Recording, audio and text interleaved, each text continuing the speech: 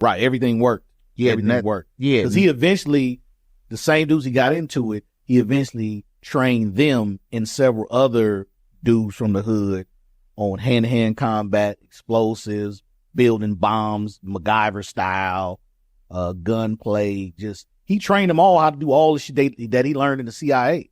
You know what I'm saying? So he was true about his word when he first got into it in the alley, telling them like, I'm gonna show you how to do this the correct way. Right. Because he knew that if you're not properly trained, you're gonna get slaughtered out there by the military.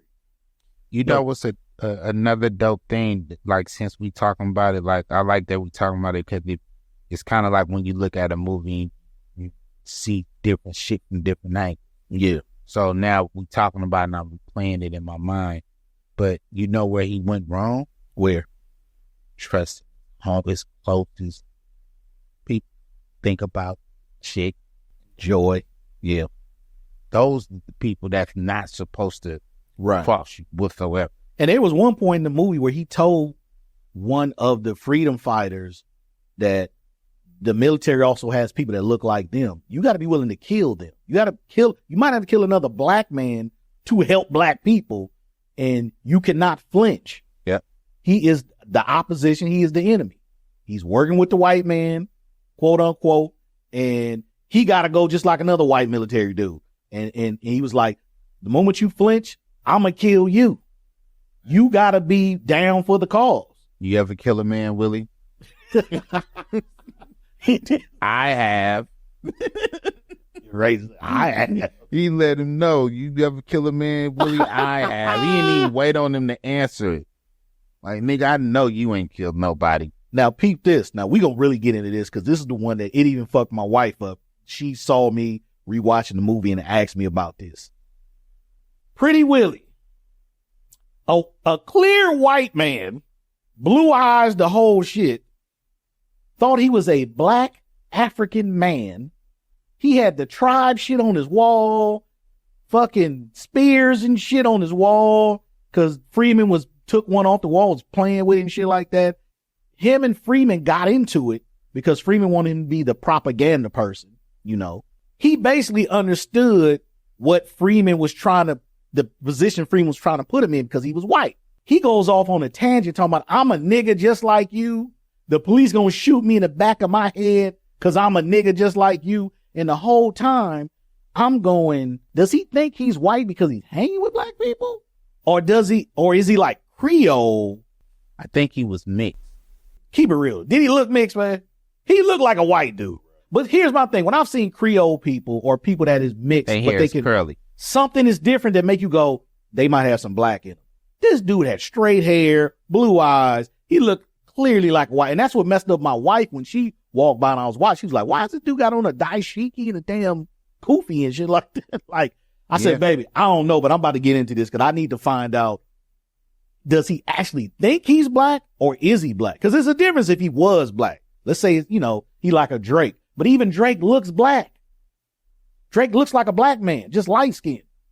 This dude didn't look like a black man. He looked like a straight up white dude. So it was weird watching him say, I'm a nigga like you and I'm going to get shot in the back. Okay, so let's just, the elephant in the room. You don't look like a black man, so the police wouldn't even treat you the same way. That's what got Freeman mad. Like, you're not even understanding. You don't even look like me. Right. If anybody's going to get in, it's going to be you. Even if you got black ancestors somewhere in your DNA, you still look like a white man. I think that's what his thing was. Like, y'all motherfuckers don't know my great grandfather. That's what it was. That's a good point. Mike. And so, because it's like, maybe somewhere down the line, somebody was black in his family. Yeah. And they passed that lineage on to him and he took it to heart. But he was still not understanding that visually he looks like a white person. So a policeman would not treat him the same way as everybody else. And that's what was during that conversation. That's what him and Freeman was really getting into it about.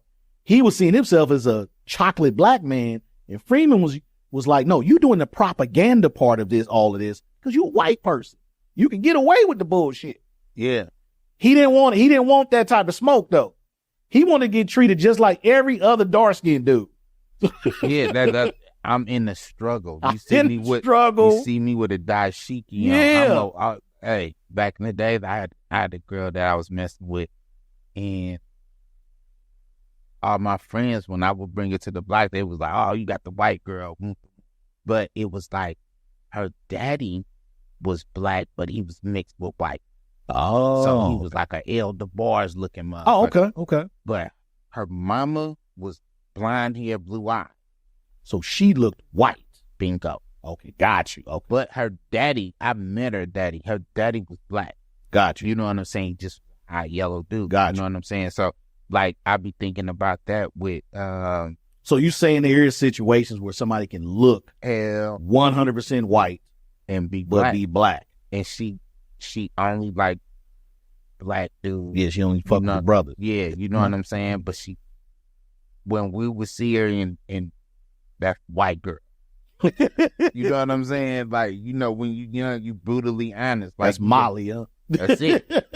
That's it. You know what I'm saying? Yeah, with dude though, it was crazy how at that scene when he blew up on him like that, the next scene you seen it with the Wally in his hand. Like, yeah. He was effective again. He got just like the homie Queen, the next time we seen her, she was bald headed. Yeah.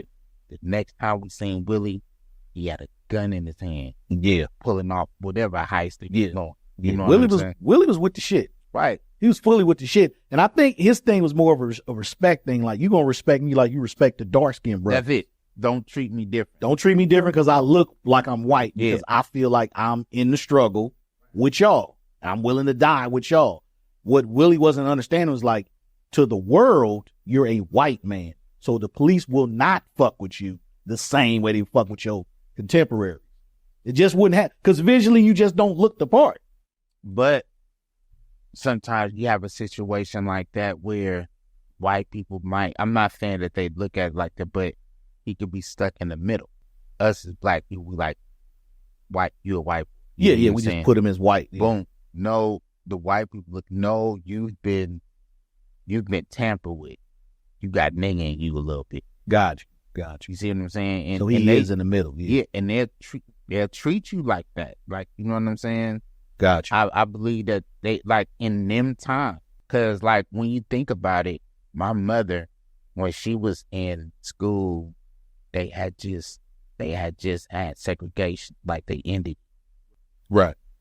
But she was saying she used to be chased home by white, like, I believe. Yeah, so I believe. So you got to think about. And my parents were fully in segregation. You see what I'm saying? So, fully. So now think about the average white person in that age group. Mm-hmm.